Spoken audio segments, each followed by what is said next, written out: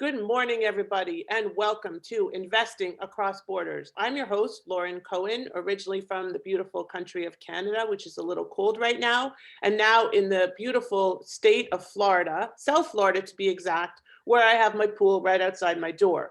This is what Investing Across Borders is all about, and I'm here with my guest today, Fredrik Sandval, who I met through a podcast that he interviewed me on a few months ago with his lovely sons, who I just asked to join our podcast, but they're very busy, probably on something to do with electronics. I can't imagine why or what. You know, I have a 10-year-old myself, and I forget, how old are your sons again? They are 14 and 16. Okay. And they are involved in Fredrik's real estate investment business, which is super cool. And when they showed up at the podcast, I'm like, oh my gosh, what am I going to do? I have a 14 and a 16-year-old interviewing me as well. It was pretty cool, though. Very unique, very different model. If I could talk my son into joining me, I would. But he's too interested in his own electronics. But I will share something funny. I don't know if you know, but the government here is going to issue or has issued an additional stimulus check for all citizens and so on. Yeah, so of course the parent gets it. The first time around, the parent got, I think, $1,200 and the kid got $600. This time around, everybody gets $600. Okay. So my son the other day calls me up. He was with his dad, calls me up. He says, Mommy, I heard that X, and we're not going to say his name, is giving everybody $600. I said, oh, he goes, yeah, Daddy told me, and I want my money. Yeah, and I told my mom, she almost fell out of her chair. She was like, that kid is a pistol, right? And I could see your kids doing that too. I want the money. I want to invest it. I got things to do. No time for baloney. Fredrik, why don't you say hello to our international audience and tell us a little bit about yourself and what brought you to where you are today. Absolutely. So my name is Fredrik Sandval, born in Sweden, and I usually live in United Kingdom, London, and that's also where I got most of my investments. I have been working in more than 40 countries, traveling more than 80, so I'm very international, and I would absolutely say that my accent is muddled up. It is. Your accent is an unusual one. It's not Swedish. It's not purely British, but yes. No.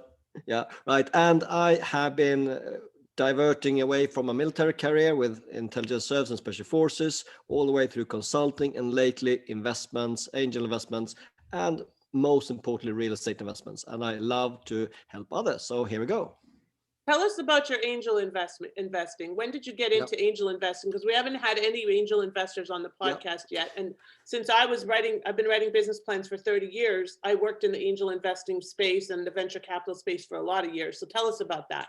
Yeah, I would say for most people listening to this one, your biggest likelihood to actually find money actually from other people might be to work with investors and angel investors. And I started out as someone who had money coming to this community, which is great because if you come there with your hat in hand, the angel investor community, then you need to have a real good idea or you'll be a bit frowned upon.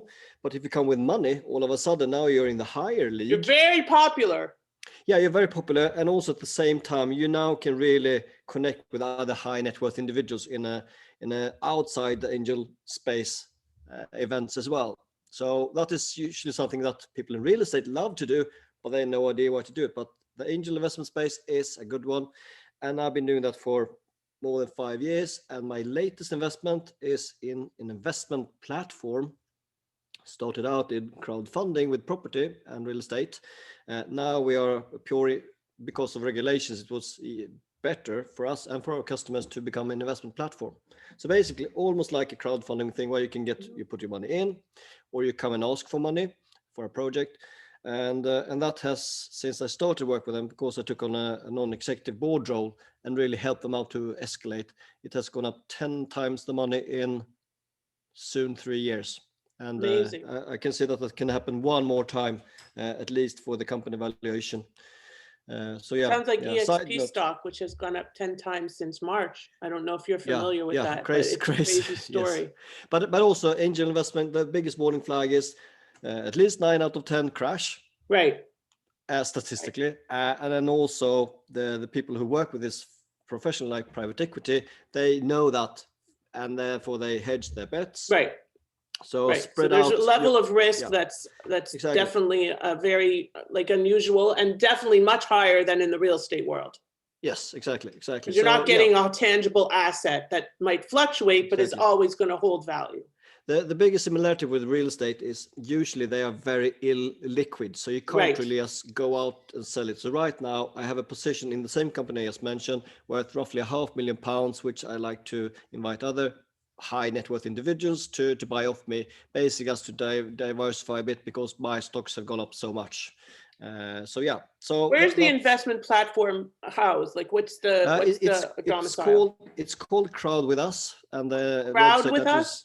Yeah, and the address is crowdwithus.london. So it's open. We've raised more than £10 million in the last few years. So it's UK based. Yes, but okay, again, London gave that away. Exactly, good clue there. Right. But it is for investments in the UK, but you can invest as an overseas investor as well. Cool. And when you say you came with money to the angel investing space, where did that money come from? Was it from work? Was it from investments? Savings, consulting, and real estate mainly. Okay, cool. And you don't need to have a lot of money either. You can come with a couple of $1,000, and that will be a game changer to some companies, like the seed stage, up to maybe a lot more. But for the angel investment space, it's usually something from $5,000-$10,000 up to a couple of million. Beyond that, that's when we go into like second financing rounds where it gets more or more VC structure. Exactly. Well said. So I guess this investment platform intrigues me, especially because you are investing in real estate as well, and we are in the process of setting something similar up in North America. Obviously the regs are going to be different regulations, but is there a reason that this is currently only in the UK? Do you plan to expand that beyond the UK? It is set up so it can absolutely work outside the UK as well. The reason why UK is just like any kind of business growth. You focus on what you know best and what works easiest. But again, like I said, you can invest from anywhere in the world, of course, with the anti-money laundering checks. Of course. I'll repeat that for anybody that didn't understand. With the anti-money laundering checks, which is super, super important when you're investing across borders or when you're bringing money into your country from another country. Because if that money isn't clean, you're done. Yeah. So even if you're like, and there are some countries that are red flags, and it's just a known fact, like Venezuela or or Russia or just countries that don't have the same reporting requirements as Britain, Canada, US, like these structured reporting requirements. And these countries have a lot of issues, and they also have a lot of kickbacks paid and money laundering. So you have to be super careful, both when you're taking money into the country and when you're bringing money out of that country, to make sure that it's going to pass that. One of the things that I deal with every day and often get pushback, Fredrik, is about the money. If you're investing to immigrate, that money, all the money of your investment has to be traced back. And a lot of people they can't do that. And so we can't make the investment happen because you can't prove that the money is clean, and the banks won't even take it here. So thank you for bringing that up. Yeah. So assuming that you got money and it is white, clear, nice money, then it's very straightforward. You can invest in this platform or other platforms alike. Of course, like any investment, you need to do the due diligence on the platform. Due diligence, and also these things go into real estate projects. So that means that we've got like a range from like 8-10% up to sometimes 30% per annum in dividend payment. That's amazing. So that's very unusual. So again, we work with the best people we can find in the industry. So that's why we often can have, like, I would say an average would be like 18%, which is very much how you as an individual can have very much the same rates of return to yourself as you would if you would be like a bridge bank, and with more legal rigor to safeguard yourself. But again, this is regulated activities. At the same time, nothing is sure on the stock market or anywhere with investments. I'm just reading through your notes here. Tell us about a faux pas you made, and you mentioned considering the final exit linked to inheritance taxes, but you're not planning to die soon anyway, No, which is exactly. good. It's like I'm sorry, I had to It's laugh. great. Yeah. I love the fact that the thing that most excites you most is very similar to the thing that excites me most, which is why we resonated so much the first time we spoke about your opportunities of taking a platform and taking a concept and expanding Yeah, it across borders, like exactly. this crowdfunding for. I Yeah, guess it's not a crowdfunding, but an investment yeah. platform. Yes, And exactly. now once you have the proof of concept in the UK, once you have that prototype perfected, then you can duplicate it and replicate it in other countries. Absolutely. So to date, you're obviously from Sweden, you live in the UK usually. Tell me the countries that you've touched on so far and had investments in. Uh, right. I'll broaden that scope to make it more interesting for the audience. Okay. Not only include investment, also where I've been managing properties for one or the other reason. Okay. So I've been managing properties in countries as diverse as on United Nations behalf in India, Pakistan, Israel, Lebanon, and Congo. So those are places where I've been. You managing properties in Israel and Lebanon at the same time? I'm just kidding. That would be Yeah, a almost, little pretty bit of a much. Yes. conflict there, right? No, but I was working for the United Nations. I was Right. working So it's on fine. Right. both sides of the border, so it was completely legit. And I Wow, you was, could be like a diplomat. yeah, I had diplomatic passport at the Oh, there you moment. Yeah, go. yeah, it can Cool. also be helpful. Yeah, it can be Uh, helpful, especially these days. Does that mean you get a yes. COVID shot? No. I just got off the No, phone no. with a friend of mine whose husband is a doctor, and he had the shot and she didn't. I'm like kind of like I don't know. I feel like they should extend that, but that's besides the Yeah, point. I was looking through the list in the United Kingdom whether I was eligible or not for a shot, and I'm not on the top 10 categories. I'm not there, and the simple reason is I'm too young Yeah. and too healthy, That's for unfortunately. sure. I was somewhere yesterday outside and there were a bunch of older women talking Yeah. and they said, and they were all over 65. And I said, this is Yes. one of the few times I wish I was older, just for about 6 months and then put me back where I am. Go forward in the time Yeah. bomb or time zone, time machine and then come back. Yes. Yeah. But that we're not planning to die soon. You're right. And No, so exactly. we'll just stick with this and hope to stay healthy throughout this. Absolutely. Yeah. Yes. So So yeah, you're yeah. currently Those countries where I was managing Congo. Yeah. property, it's they all got different rules, legislation, Right. complexity, The but Congo any must kind. be a lot different, no? Yes. Mhm. But the similar thing is, as soon as you have a property, there will be things you need. You can either be preempting things, or things will happen to you with whether that's with the actual house or with the people living there, or animals or anything. It's just a Give matter us a of fact. story. I would love to hear a crazy story. Right. You've got to have some crazy stories. I got so many. So I'll Just give me start. one I really got one. crazy Yes. story. Well, once when I entered my office in Congo, and when I closed the door, a scorpion fell down onto my shoulder. In the same office, another time, the whole ceiling fell in, Oh, and showed me that there were hundreds of bats roasting oh my upstairs. God. Yes. So yeah. Bats are definitely on the bad list these days because it's, Yes. everybody thinks, I guess the word is that the Yeah. bat caused this whole pandemic. So that would not be good right now at No, all. exactly. But At all. in the same country where I had a mobile office, more like a tent, in the operations area, we were clearing mines in the jungle after the war, and I was in charge of finance, HR, and logistics. And there we had a huge black mamba in next to where we lived, pretty much like a 4-meter snake. Nice. Wow. I would have Inside the been base. scared like half to death. Oh my God. But on the other side, there are many good examples as well of property. But really, if you're really new to this and consider investing, especially like cross-border, often means remote. So you Yeah. need to have a team, a Yeah. power team in Right. place.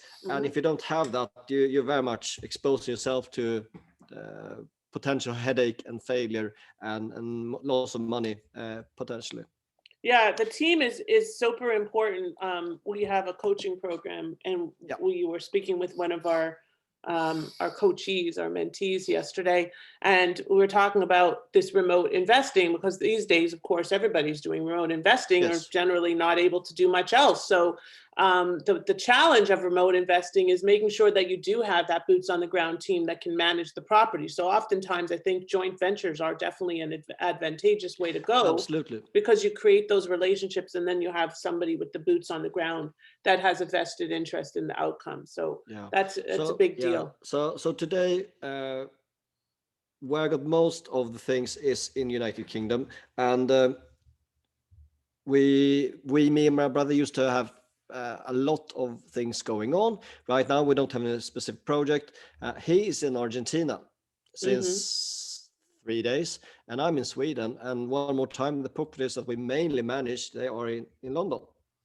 So clearly, we have a team in place, and they're allowed to work despite the COVID and lockdown situation going on there. So luckily, you're allowed to maintain and deal with your tenants, even despite this harsh condition with extremely, I mean, as of just now, London and United Kingdom recorded the highest number of infections since it started just now.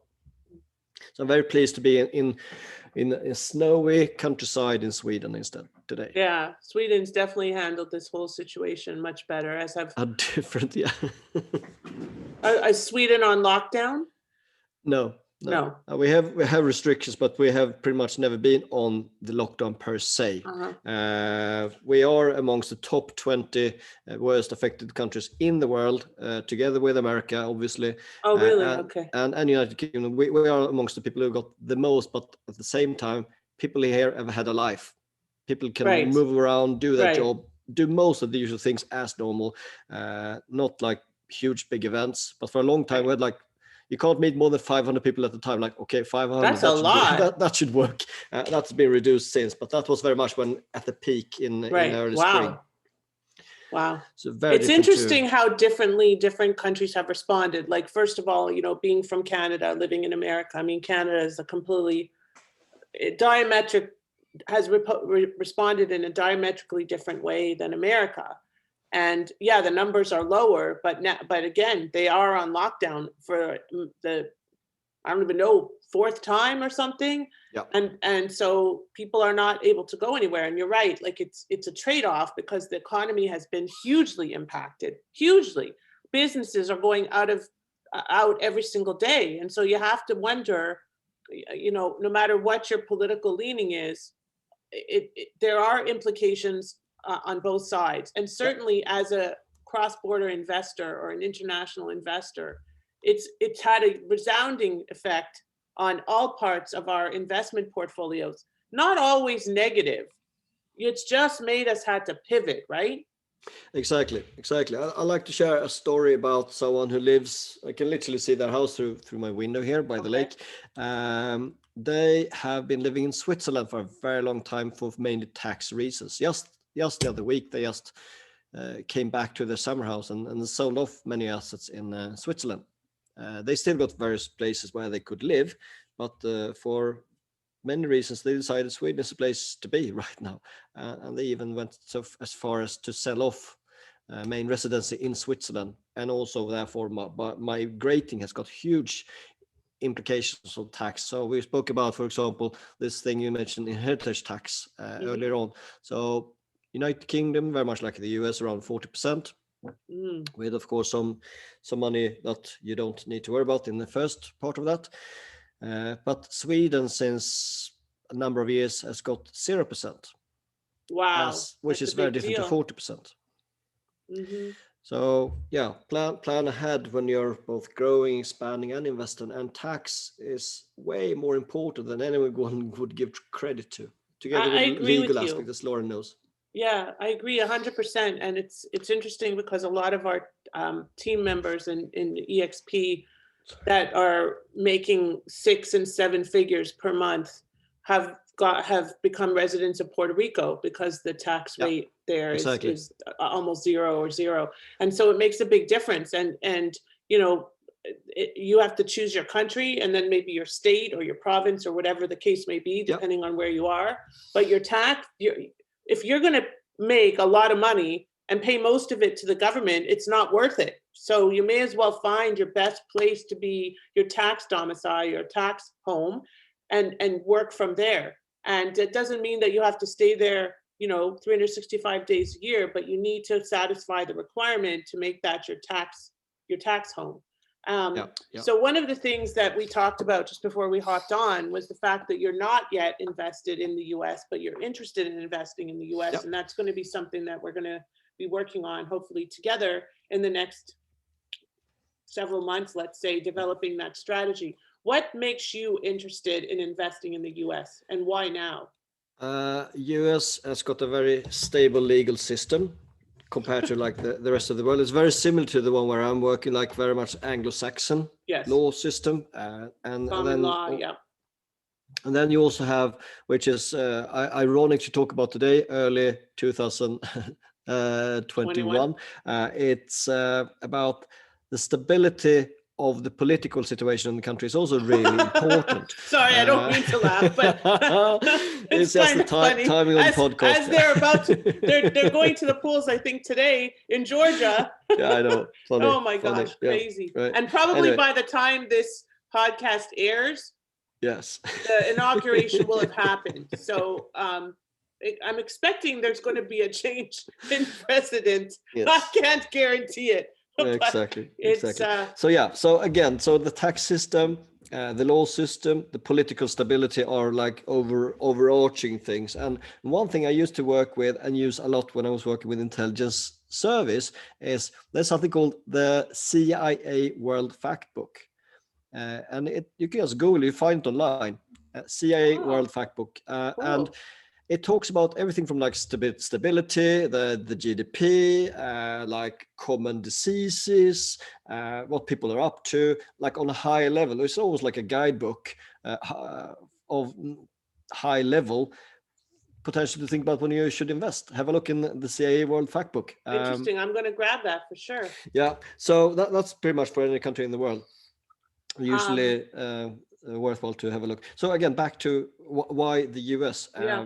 I always like America. If I would not have married with my wife, I probably would have ended up in the US for whatever reason, rather than the United Kingdom, because it's a land of high promises and high potential, and that very much suits my persona. And you are allowed to grow. It's in Sweden, many other countries where I've been working. In Sweden, we even have a word for it, jante-law, which basically means like you shouldn't try to be better than anyone else. Mm-hmm. You shouldn't try to be something or be someone, and absolutely not talk about yourself in that manner either. That's the socialist, influence. Yeah, exactly. And it's kind of like a hybrid in Canada, because and it's going to depend on where you are in Canada, because Canada has that European influence, but yet we also have the American influence. In America, it's like everybody talk about how great you are and, live on credit. So yes, exactly. It's an interesting difference, because you're right. And there's also restrictions, like in Canada, one of the restrictions has been on how much money a doctor can make, and their billing restrictions. In America, it's pure capitalism. In Sweden, it's not pure capitalism. Yes. So it's again, that I like the entrepreneurial aspect of things. Mm-hmm. I also like that many of the early investment books linked to real estate I read, they were very much from America, about what you can do and what you can't do. There are many ways how you can secure assets in the US which you can't do in other places of the world. Correct. Yes. For example, to take on the mortgage of someone. I was just going to say the subject twos. That's our specialty. So I love that as well. Yeah. I don't love it, but what I like about this, you can buy something at a discount. You might think that you're really exploiting others and their hardship. No, you're not. I see that you're basically saving them from financial bankruptcy and that's right. many years of financial headache. Correct. So you can see it in different ways, obviously. Agree. It's all about that silver lining in the process. So. Yeah, exactly. And one, my first proper property mentor I had, he very much pushed that, like, find the motivated seller. That's just one example of someone who's really motivated in the 11th hour that you actually can help. Mm-hmm. Agreed. That's what we try to do. So many of the creative finance strategies are possible to do. And for different reasons, I always liked Florida. Since I was cave diving the very first time, I liked the area, I liked the weather, and the mouse. I like I don't like the storms and so on, but I do like the palm trees and the sand. So Nice. yeah, there are many any places got pros and cons, and that's an interesting area, and also where the taxes are not ridiculous either. Well, Florida is definitely a great place tax-wise for sure. So obviously, I think I know your answer to this. When it comes to when you're investing or when you're finding an opportunity, what's the most important thing for you? Is it price or value? When you're working with professionals, when you're building your team, what's the critical aspect? I like to. My wife she loves to get good quality things, and that you really want to value for what you buy. Often it's worth to pay slightly more to get higher value, but I try to get the optimum, really, where I got really good value for the money. And since I love negotiating and so on and so forth, so I see that as the optimal way. Can get good value for a very much discounted price for whatever reason, which, as long as it's legal, is perfectly fine, and moral, obviously. So I love that. And many times with the portfolio I mentioned before we started, pretty much every single house we bought, we had a big 20-30% discount when we bought it, for whatever reason. And you make the money when you buy very often instead of when you sell, because if you buy right, you can afford to keep it, you can afford to sell it at whatever price you need to when it's time. Yeah. So you have a book, Trust is the New Currency. Tell us a little bit about that book and what that message, what's the key message in the book? Yeah. So the key message really is trust is more important than any time. We are doing business differently now. There's just a few pages about like online trust, but trust is key when you do any transaction. Trust is key when you build your team. Trust is key. Ideal when you do like partnering with others. So the key themes of the book is basically how you can build and maintain trust, how you can use trust in your team, and how you can use it in the third part for really do business projects, etc., and how it all fits together. And have you learned that the hard way? Did you have some issues with people that weren't trustworthy over time? Absolutely. Right now, I've got, again, full disclosure, I got an exposure of many £100,000 to people I used to trust that I can't trust, which obviously I have to take the headache for that and sort things out. So yeah, absolutely done a few learnings along the road. And my dad had a very sad way how to explain how you shouldn't trust anyone ever, like until they prove that you can. I do the opposite, which means I trust people until they prove that you can't, which can be very costly. It can be very much headache, but at least it gives me a positive outlook of other people, which I prefer to have a very lonely space to be, where you think you can't trust anyone, not even yourself. Yeah. That's a little too. You get very isolated, I think, if that's your outlook. Yeah, for sure. I agree with you.